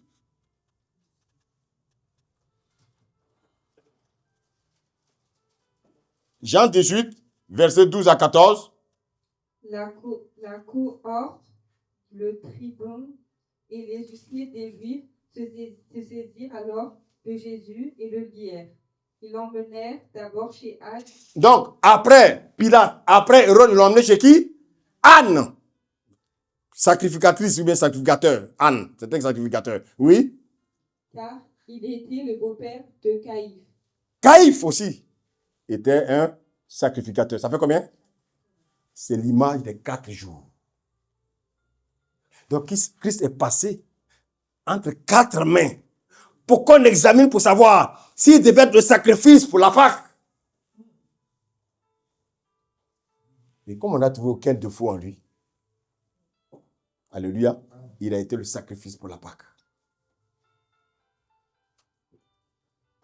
Est-ce que je me fais comprendre? Tout à l'heure, je vous ai dit que l'agneau devait être sans défaut. Donc, les 4 n'ont pas trouvé de défauts.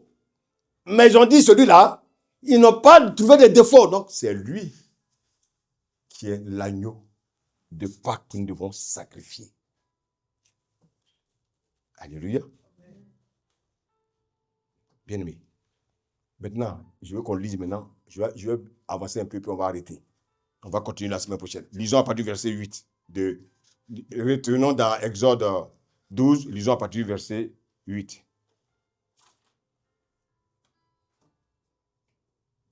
Amen. Amen. Cette même nuit, Donc, il s'agit de quelle nuit? Ils ont dit entre les 2 soirs. Alléluia. La même nuit, quelque chose va se passer. Vas-y. on en mangera la chair, On en mangera la chair. rôtie au feu, Rôti au feu. Donc, on parle de la chair qui sera rôtie au feu. Écoutez bien, je vais expliquer. La chair qui sera rôtie au feu. Continue. on la mangera. On la mangera. Avec des pains sans levain. Mais cette chair-là, rôtie au feu, on doit la manger avec du pain sans levain. Continue. Et des herbes amères. Et des herbes amères. Donc, ça fait combien d'éléments? La chair rôtie au feu. Avec des pains sans levain. Avec des herbes amères. Bon, allez dire à vos pasteurs là, qui fêtent la Pâque là, ils n'ont qu'à envoyer, alléluia, une chèvre ou bien un agneau. Ils n'ont qu'à envoyer les pains sans levain. Ils n'ont qu'à venir dans les églises avec les bien-aimés, les herbes amères. Le jour de la Pâque là, ils n'ont qu'à envoyer ça pour manger.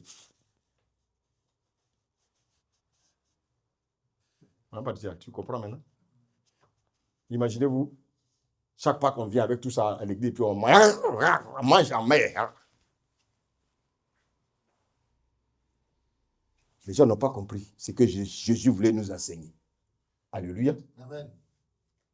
Alléluia. Écoutez, la chair rôtie au feu, les pains sans levain, les herbes amères, tout ça concernait Christ. Alléluia. Amen. Disons Matthieu 3, 11. Matthieu 3, 11.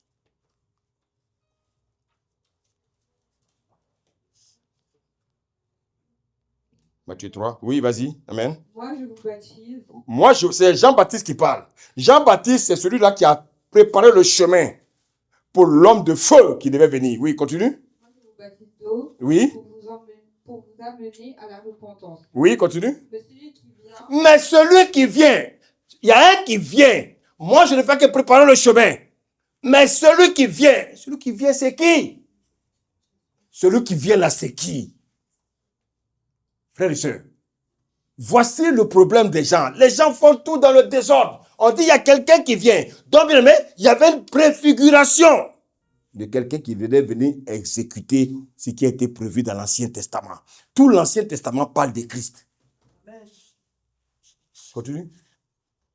après moi, est plus puissant que moi. Il est plus puissant que moi, oui. Et je ne suis pas digne de porter ses souliers. Continue. Lui, il vous baptisera du Saint-Esprit et de feu. Et de feu. Allons dans Luc 9, 22. Regardez. Jésus lui-même va parler. Jésus lui-même va parler. Regardez ce qu'il va nous dire. Luc 9, 22. Il ajouta qu'il fallait que le Fils de l'homme souffre beaucoup. Donc Jésus a dit qu'il devait faire quoi? Pourquoi toi tu ne veux pas souffrir?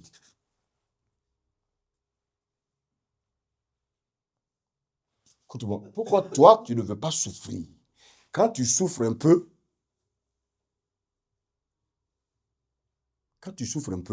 tu commences à murmurer. Pourquoi? Comment toi tu veux mener ta vie chrétienne? Celui-là même qui est le chemin, il te dit qu'il doit souffrir. Et toi, tu ne veux pas souffrir. Explique-moi. Vous savez, on ne sont pas dans des temps où on doit commencer vraiment à vous mentir. Regardez l'image actuellement de ce monde. Regardez l'image. Regardez ce que la télé nous montre tous les jours. Un élève qui va à l'école, il poignarde une fille. Il poignarde une fille de la classe. Et on nous dit que oui, non, il avait des troubles mentaux, Imaginez-vous, si chaque élève a des troubles mentaux, il n'y aura plus d'élèves dans le pays. Les gens rejettent Jésus dans ce pays. Les gens rejettent Jésus. Et vous voulez que les gens demeurent bien-aimés dans la normalité. Impossible. Comment? Toi, tu peux prendre une arme, aller poignarder l'enfant de quelqu'un, et demain, on va dire non, il avait des troubles mentaux. Élèves, les enfants, les jeunes, faites très attention avec qui vous marchez dans vos écoles. Parce que le trouble mental, là, ce n'est pas écrit sur le visage. Alléluia. Jésus vous dit, qu'est-ce qu'il va faire? Il dit qu'il va passer par la souffrance. Et il le disait à qui? Il le disait à ses disciples. Continue la lecture. Qu'il soit rejeté par les anciens. Il dit qu'il sera rejeté. Et toi, tu veux qu'on t'adore. Toi, tu veux qu'on bien aimé on t'aime. Toi, tu veux qu'on t'applaudisse. Tu seras rejeté. Alléluia. Alléluia. Pourquoi tu veux qu'on t'aime? Nous, les petits, on doit s'aimer entre nous. Mais pourquoi tu veux que ce monde la t'aime? Pourquoi veux-tu que ce monde la t'aime? Dis-moi, explique-moi. Jésus t'a dit qu'il va souffrir. Jésus dit qu'il va être rejeté. Et toi, tu ne veux pas qu'on te rejette. Expliquez-moi. Pourquoi quand on te rejette, tu en veux à tout le monde, tu en veux à toute la terre? C'est écrit. C'est ça la Pâque. Dans la Pâque, tu seras rejeté.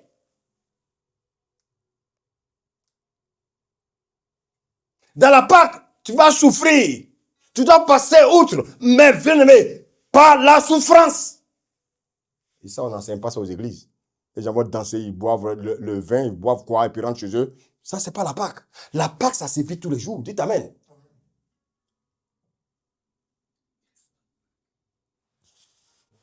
Amen.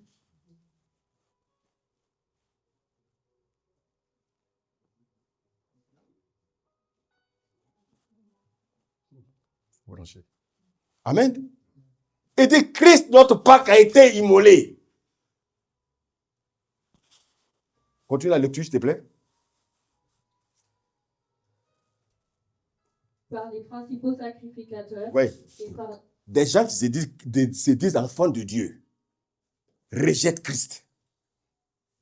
Donc, dans l'église, les gens vont te rejeter. Frère, vous croyez que tous ceux qui viennent à l'église qui sont convertis? Non. Il y a des agents qui Satan envoie. Ils s'habillent, bien aimés. Ils sont comme des anges de lumière. Mais bien aimés, ce sont des loups ravisseurs. Et c'est pour ça que, bien aimés, nous, on doit se prêter à ce que le Seigneur nous dit. Alléluia. Et continue. et par les scribes, Mhm. qu'ils soient mis à mort et qu'ils ressuscitent. Il sera mis à mort. Et toi, tu ne veux pas qu'on te tue. Toi, tu ne veux pas qu'on te tue. Alléluia. Alléluia. Amen. On dit, il dit que lui sera mis à mort. Et bien, la bonne nouvelle, c'est quoi? Et qu'ils ressuscitent le troisième jour. Voilà l'image. Alléluia. Alléluia. Amen. Voici l'image de la Pâque. La Pâque qui précède les prémices. La Pâque qui précède la résurrection. Il n'y a pas de résurrection sans Pâque. Il n'y a pas de nouvelle naissance sans Pâque. Il n'y a pas de nouvelle naissance sans la mort. Alléluia. Alléluia. Amen. On dit, cet agneau devait passer sur les linteaux des portes. La croix. Jésus est passé par la croix. Les linteaux des portes là, ce sont des bois, des morceaux de bois.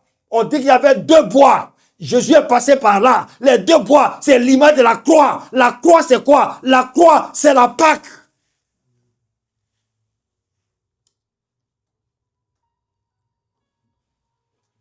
Alléluia. Je vous pose la question. Un animal, pour qu'il soit mangeable, il doit faire quoi?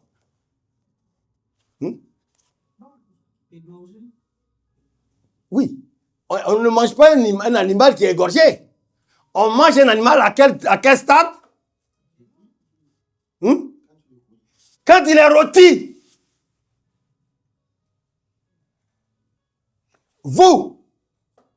Vous avez été égorgé. Mais vous ne voulez pas qu'on vous rôtisse.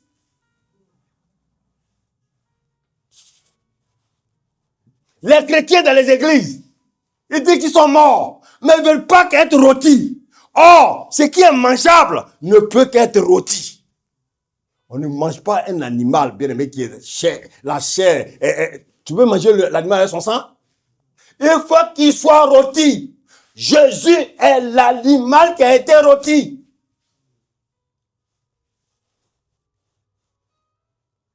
Alléluia. Alléluia. Amen.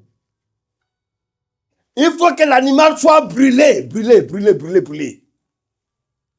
Quand vous allez acheter vos viandes dans les magasins, vous ne les mangez pas crus. Allô? Ça passe par où? Ça doit être rôti. Jésus dit, la Pâque là, la Pâque, c'est quand tu es rôti. On ne mange pas un animal qui est frais. Non. On le tue d'abord. Mais même tué, c'est pas ça qui nous intéresse. On ne mange pas un animal qui est tué. On tue un animal qui est non seulement tué et rôti. Alléluia. Amen. Alléluia. Amen. Être rôti, ça veut dire quoi? Que tu sois brisé. Que tu sois humilié. Amen. Que tu passes par la souffrance. Voici pourquoi, frère, un homme de Dieu qui a un ministère où il ne souffre pas, c'est pas un homme de Dieu. Ça veut dire quoi? Il n'a jamais été rôti.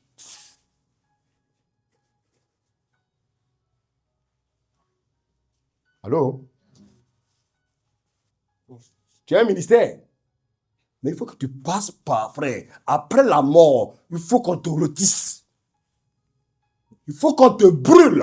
On ne peut que manger un animal qui est brûlé. Un animal qui est rôti.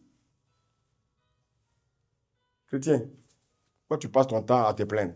Parce que tu n'es pas encore mort et rôti. Quelqu'un qui est mort et rôti, il ne parle plus. Vous avez vu un mort rôti qui parle? Mange pas ma chair, mange pas ma chair. Non, mange pas ma chair. Non. On mange la chair d'un animal qui est mort et rôti. Pourquoi tu passes encore le temps à te plaindre? Parce que, frère, tu es mort, mais tu n'es pas encore rôti. Si tu acceptes de passer par Jésus, si tu veux marcher avec Jésus, tu dois mourir avec lui, enseveli avec lui et ressusciter avec lui. Amen. Alléluia. Mais il faut savoir qu'après ta mort, tu dois être rôti. Les gens ne veulent pas qu'on les rôtisse. Alléluia.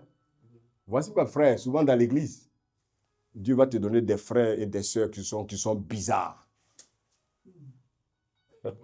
Alléluia. Et toi-même, tu dis, mais est-ce que lui est vraiment chrétien? Oui, Dieu l'a envoyé là. Parce que Dieu veut te corriger, toi. Mais malheureusement, beaucoup qui se font, ils fuient l'église. Ils fuient l'église. Ah, mais tel frère, oui, mais je ne le sens pas. Oui, apprends à ressentir. Parce que Dieu l'a amené là pour que ton caractère change. Dieu, dans ton lieu de travail, Dieu t'a envoyé un chef bizarre pour que ton caractère change. Un chef qui ne te félicite jamais. Un chef qui est toujours en train de montrer ton travail en envers. Dieu l'a mis là pour que ton caractère change. Alléluia. Regardez, souvent quand tu deviens chrétien, tu commences à connaître des problèmes que tu n'as jamais connus même dans le monde. C'est le Seigneur qui permet ça. Parce qu'il veut que tu sois rôti. Alléluia. Mais regardez, un agneau ou un chevreau, ou frère, un mouton, qu'est-ce que le berger fait? Le berger, quel est son travail? Il engraisse. Il engraisse. Il engraisse. Il engraisse. Il engraisse. Mais quelle est la finalité de ce travail d'engraissage? C'est pour le rôti demain. Après, quand vous allez dans les supermarchés, dans les trucs, vous recherchez la viande qui est bien engraissée. Alléluia. Maintenant, je vous pose la question. Je vous pose la question. Maman, pourquoi nous sommes des brebis? Pourquoi nous sommes des brebis?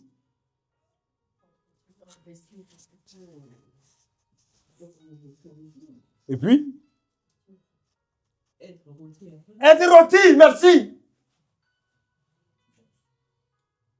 On dit brebis. Dis-moi, vous êtes des brebis, vous voulez construire des maisons. Attends, vous êtes des brebis et vous voulez avoir les richesses de la terre. Une brebis, c'est fait pour être rôti et mangé. Chrétien, une brebis, c'est fait pour être égorgé, brûlé, rôti et mangé. Alléluia. La destinée d'une brebis, ce n'est pas être riche. Vous avez vu un mouton, un jour qui dit non, il dit à son berger, non, je vais être riche. Le berger dit, tais-toi, laisse-moi te donner les herbes, parce que bientôt, tu dois être mangé. Amen. Alléluia. Jésus, il a été rôti. Et c'est parce qu'il a été rôti. Alléluia. Il a retrouvé, bien aimé, la résurrection. Regardez souvent. Ici en Europe, je ne sais pas. Mais allez en Afrique souvent. Quand tu dis à la vendeuse de poulet ou bien de viande dans le restaurant, quand tu dis, bon, donnez-moi deux morceaux de poulet là, donnez-moi la tête du mouton là, elle te pose une question. Que genou ou braisé? Parce qu'elle sait qu'on ne peut pas manger un animal avec sa fraîcheur. Il faut qu'il passe par le feu. Frère, le feu là, c'est ça la Pâque. Passer outre, tu dois voir la mort. Et après cette mort, tu dois ressusciter. La Pâque, c'est quoi? C'est passer par le feu. Les gens ne veulent pas passer par le feu. Alléluia.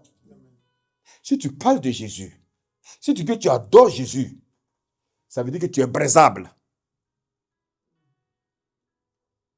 Si tu parles de Jésus, il faut savoir que ça veut dire que ta chair là, comment on peut dire, quoi?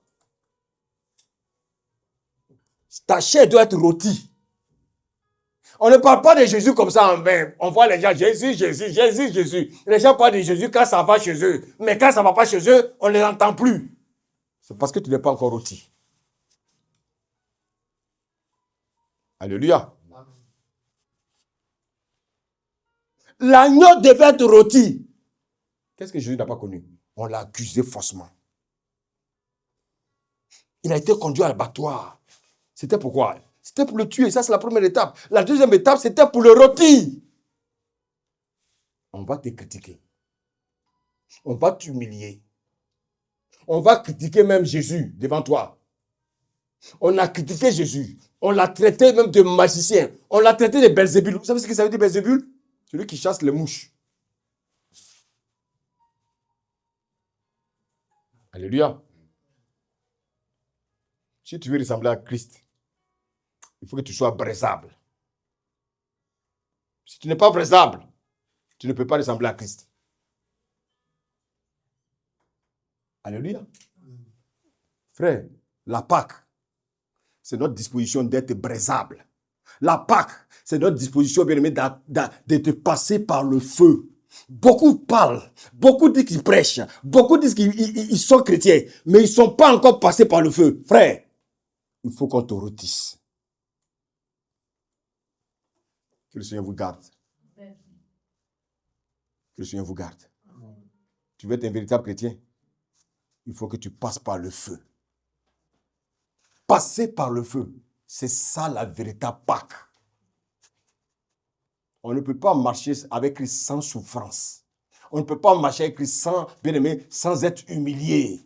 On ne peut pas marcher avec Christ sans qu'on crache sur nous. On ne peut pas marcher avec Christ sans qu'on nous traite, bien aimé, de faux pasteurs. On ne peut pas marcher avec Christ sans qu'on nous traite, bien aimé, de magiciens, de sorciers. Frère, on va te traiter de sorcier. Pourquoi? Parce que Christ lui-même a été traité de Belzébul. Que le Seigneur vous aime toujours.